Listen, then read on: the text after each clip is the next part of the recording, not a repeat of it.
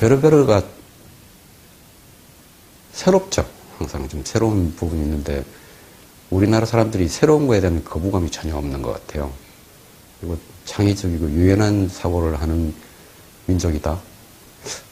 우리가 현대 사회하면 그런 게 아니라 조선시대에도 그랬답니다. 우리가 예를 들면 해시계를 휴대용으로 가지고 다닌다든가 이런 신문물에 대한 거부감이 전혀 없이 빨리 급속도로 이렇게 전파도 되고, 그런 면에서 베르베르가 항상 새로운 작품을 내고 상상력, 기발한 상상력을 내고 유연한 사고를 하고 하는 이런 것들에 대해서 잘 흡수하고 할 수 있는 그런 체질을 갖고 있는 거 아닌가. 그래서 특히 우리나라 사람들이 더 좋아하는 것 같다. 이런 생각이 듭니다. 굉장히 유연한 생각을 가진 사람이다. 이런 생각을 하고요. 그분이 언젠가 글쓰기 강의를 할 때 이런 말씀 하신 적이 있어요.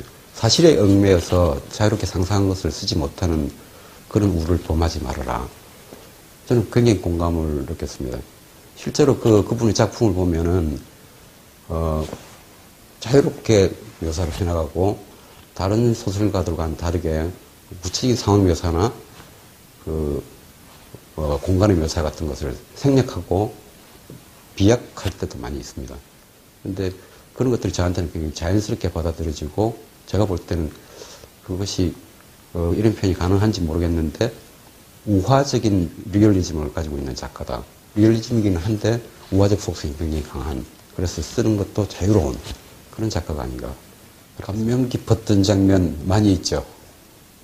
예를 들면 이제 꽃섹스라는 그 단편이 그 파라다이스 속에 담겨 있는데, 인간이 식물로 진화하는 얘기예요. 근데 정말 어떻게 이런 생각을 다 할 수가 있지라는 생각이 들고, 천재라는 생각이 들었어요. 천재라고 하면 제 생각에는 자기가 설계하거나 의도하지 않았는데도 대단한 은유를 자기도 모르게 가져온다라는 생각이 들어요. 그런 의미에서 그 작품이 굉장히 좋다고 생각이 들었고, 그 다음에 상표전쟁이라는 그 단편이 있는데, 그 단편은 미래의 정치체제를 기업체제가 대신해버리는, 정치체제는 사라지고 기업들의 각축 속에서 그 세계가 이루어져 나가는 그런 얘기인데, 그 속에 보면은 이제 화성을 차지하기 위해서 마이크로소프트와 애플이 싸우는 장면도 나와요. 그 속에 보면 이제 애플이 아이로켓을 발사해서 마이크로소프트를 압도해버리는 그런 장면이 나온다든가, 그럴 때 굉장히 무섭죠. 그런 감명 깊은 장면도 많았던 반면 어려운 부분도 많죠. 그 어려운 부분은 문화적인 차이, 언어적인 차이에서 오는 부분인데, 그 작품 속에 그 안티속담이라는 단편이 있어요. 그건 거의 전부가 프랑스 속담으로 이루어져 있거든요. 속담을 이제 풍자하고 뒤집게 하고 뭐 이렇게 되는 건데, 그거는 우리 속담 뭐 빈대 잡으려고 초간상간 태운다 이런 속담이 프랑스 말로 번역되기 어렵듯이, 프랑스 말로 된 속담이 우리말로 번역되기 굉장히 어렵더라고요.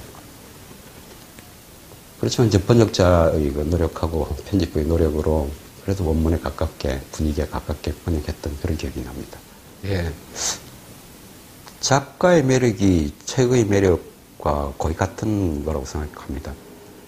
파라다이스는 그 기존에 발표한 베르베르 씨의 다른 작품들과는 다르게 작가 자신의 개인사를 처음으로 이렇게 좀 공개하는 부분이 많은 작품입니다. 단편집인데요. 자기가 왜 아프리카에 가게 됐는지, 거기서 가미를 만나서 어떻게 됐는지, 또 기자 생활을 왜 하게 됐는지 하면서 어떤 일이 벌어졌는지, 또 어떤 여자를 만나서 사랑하고 어떻게 헤어졌는지도 각각의 단편 속에 담았습니다. 물론 이제 과거 얘기만 하고 있는 건 아니고 기발한 상상이 달려되어 있는 미래를 얘기하고 자기의 개인사를 담은 그 과거 얘기를 합니다. 이 책은 그래서 있을 수 있는 과거, 있을 수 있는 미래라는 그 주제를 가진 글들이 번갈아 나타나거든요. 그래서 기존의 그 베르베르 씨 작품을 좋아한, 그래서 작가에 대해서 매력을 많이 느끼고 있는 분들이라면 작가에 대해서 더 잘 알 수 있는 기회로 생각하고 작품을 읽어보셨으면 좋겠습니다. 아직 읽고 있는 책인데요. 강운구 사진론이라는 책이 있습니다. 강운구 사진작가님의 그동안에 여기저기 발표하신 글들을 쭉 모은 책이죠. 근데 강운구 사진작가님은 뭐 굳이 설명드릴 필요가 없을 정도로 유명하신 분이지만 글도 굉장히 진실하게 잘 쓰시는 분으로 알려져 있어요. 근데 이 책 속에는 사진이 한 장도 안 나와요. 사진이 한 장도 안 나오는 사진론이라는 책인데, 그 속에는 굉장히 가슴에 와닿는 부분들이 많이 있죠. 이를테면 밥사진론이라는 주장을 하십니다. 그 내용은 사진이라는 예술은 먼저 밥과 같은 것을 만들어야 된다. 밥이라는 것은 쌀을 가지고 밥을 먼저 만들어야지 쌀 가지고 과자를 먼저 만들고 술을 먼저 만들어서 먹을 수는 없지 않느냐. 밥이 있고 난 다음에 밥도 먹고 그 다음에 여유가 있을 때 과자도 만들고 술도 만들어야 되지 않느냐. 그런 의미에서 본다면 지금 사진들은 과자나 술부터 먼저 만드는 그런 형태로 가고 있다. 그런 비판 같은 건 굉장히 가슴에 와닿았어요. 강원구 사진론 일독을 권합니다. 해외문학 출판은 갈수록 어려워지고 있습니다.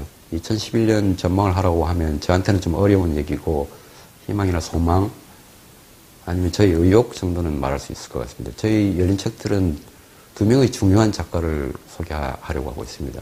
물론 한 분은 이미 소개를 시작했습니다. 로베르토 볼라뇨라는 작가인데 평단에서 문학의 시한폭탄이라고 말씀하신 분이죠. 그리고 조르주 심농이라고 벨기에 작가인데 프랑스어로 작품 활동을 했습니다. 그분의 작품은 열린 책들은 작가를 소개할 때는 전작을 소개하는 그런 정신을 갖고 있지만 조르주 심농의 작품은 전작을 소개할 수는 없을 것 같습니다. 중요한 작품만 해도 수백 편이 넘기 때문에 이런 이제 로베르토 볼라뇨나 조르주 심농 같은 작가들을 소개하는데 독자분들이 많이 관심을 가졌으면 좋겠습니다. 문학 출판이 풍성해진다는 것은 어떤 두드러진 작가가 있는 것도 좋겠지만 많은 작가를 또 많은 독자들이 나누어서 많이 읽어주는 것이 문학 출판으로서는 훨씬 풍요로운 게 아닌가 그렇게 생각하고 내년은 그런 한 해가 되었으면 좋겠다 이렇게 기대하고 있습니다.